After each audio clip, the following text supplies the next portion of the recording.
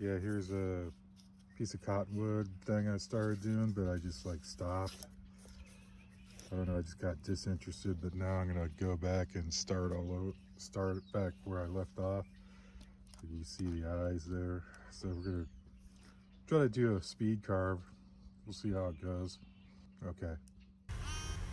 Yeah, I'm gonna do some voiceover narration here, just to discuss a few topics related to this piece of cottonwood bark.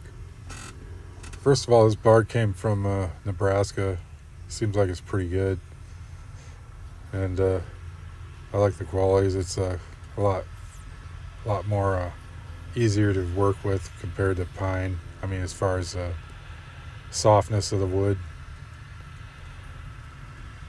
So basically, yeah, it's you can get a lot more done faster with this type of medium, and it's really good for like hashing out ideas real fast. And I always like switch around because I don't like working with the same stuff all the time. Like I like to vary my mediums periodically, just to keep some kind of a balance going on. Yeah, I was on the fence when I started making this, started this face off. I didn't know if it was going to be a male or female, but I decided to go for the female look, just to do some variety instead of the same old bearded guy thing. So I was kind of like a challenge to myself to see how well I could do it, pull it off, because like a lot of times people have difficulty with this with the female face. I don't know why that is, but I'm always up for the challenge, you know. That's just the way I feel about it. So yeah, this video is sped up a little bit, around double speed as well, because I'd rather follow a methodical approach when I'm carving. It's not like a speed carving, so I kind of want to speed it up in post. So that being said,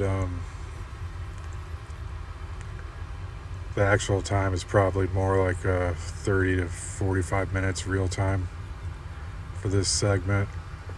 And this is going to be a two-part series. The first part is getting everything roughed out and then starting to work on the refinement. And then the second part, which will follow after this video, will be more or less honing in the details and stuff like that. So stick around for that one, and you'll see how I finish the face. Yeah, I don't follow a rigid schedule either when it comes to subject material or subject matter. Basically, go with the gut instinct. You know, like if whatever you're in the mood for. I'm not a very rigid person when it comes to like schedules and stuff like that as well. As you could tell, probably because I don't upload on a certain day every week, so it's pretty much hit or miss. But I try to keep at least one video up at least once a week or 4 times a month somehow. Also, for anyone interested, I have timestamps for chapter points in this video, so if you want to like scoot around without watching the whole thing straight through, you can navigate to any pertinent chapters that you might find interesting. And also, like at the end of the video, I always include a tool list of what I used for the project, and also that's included in the video description as well. So yeah, I mostly use Saburrtooth Burrs. That's what I've been using ever since I started carving. But I'm thinking of trying some other ones, other brands out, like a Typhoon or Cutsalt. Give those guys a shot. But we'll see. Right now I'm working at the farm, so got to build up some more cash. So yeah, by that time I'll be able to buy some new stuff. So it'll be fun. But anyway, stay tuned. I'll be demonstrating some of the differences between the burrs. Hopefully I can give some kind of insight with that if anyone's interested. This Saburrtooth burr is a spherical one. This is kind of one of my favorite ones. I mean, I like the flame burr as well, but it seems like the spherical, you're able to shape the face without like putting serious gouges in it at the start, you know. I don't like doing that because once you remove too much, you can't replace it. So I just more or less prefer the rounder spherical burrs starting off, and then I'll go to the flame burrs sometimes to define some contours and things like that. So basically that's my stance on it. And I constantly pencil in details on the face that needs that to make sure, you know, just a psychological thing as well, you know, just to where the eyes are going to be. Even though I know they're going to be there, I just do it out of a habit. Maybe it's like obsessive compulsive, I'm not sure, but I don't think so. But it's just one of those habits that I've always like used. Because maybe it's like instead of having the eyes stare straight ahead, I'll have them do a sideways glance or something like that. So maybe that's why I test it out to see what it looks like with a pencil before I commit to removing material in that regard. Oh, and by the way, I just wanted to mention something else that just happened on this Carve. My original Stylo Plus started making some weird sounds. Like, I don't know if it's got a bunch of dirt and dust inside the little ventilation slots on that thing, but it started making some funny sounds, so I just went ahead and bought a replacement for like 50 some bucks. So it's a small price to pay, I'd say, but you know, I've kind of been using the Dremel Stylo Plus as a workhorse, which maybe I shouldn't be doing that. Maybe it's just relegated for detail work, but I'm not sure. But anyway, long story short, I just wanted to pass that on if anyone's interested as regards to the performance of the Stylo Plus. Yeah, I switch around a bit too with the burrs. I was using a Dremel burr there. There's a larger size one, like probably 4 mil. If I'm not mistaken, I'm not sure what the number designation is on that. But yeah, this burr goes through the bark pretty aggressively, so you gotta have a kind of a light touch with it, more or less. Otherwise, you're going to gouge right through it really quick if you put too much pressure on it. Yeah, a lot of times when I'm dealing with a female face, I have to consult online with the female face examples. There's some good Google searches that'll show up differences between the male and the female face. Typically, the male has a more squared off chin with a more of a protruding brow. Likewise, the female face has a more pointy chin with the brows more pushed back a little bit. It doesn't like protrude as much. Yeah, a lot of this dust that comes off this cottonwood bark, it settles back onto the face. I don't have the fancy blowers or anything like that. Plus, I'm doing this outdoors, more or less. Just hope for a wind to come through to blow it off, but I have to use my brush quite often. So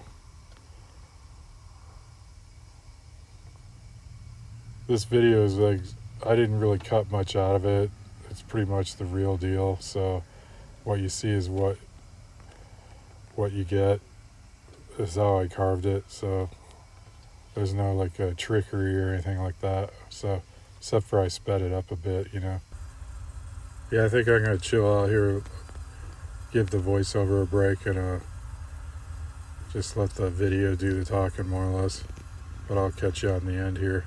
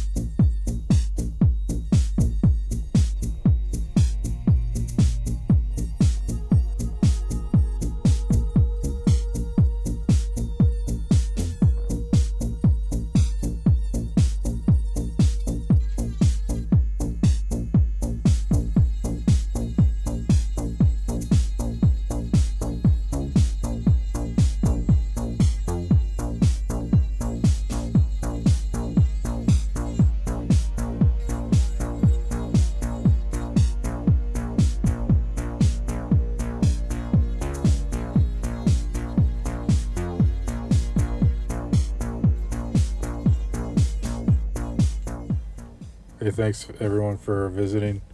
Appreciate that. Stay tuned for part 2. It should be out within the next week. And hope everyone has a great day. Talk to you soon. Okay, bye.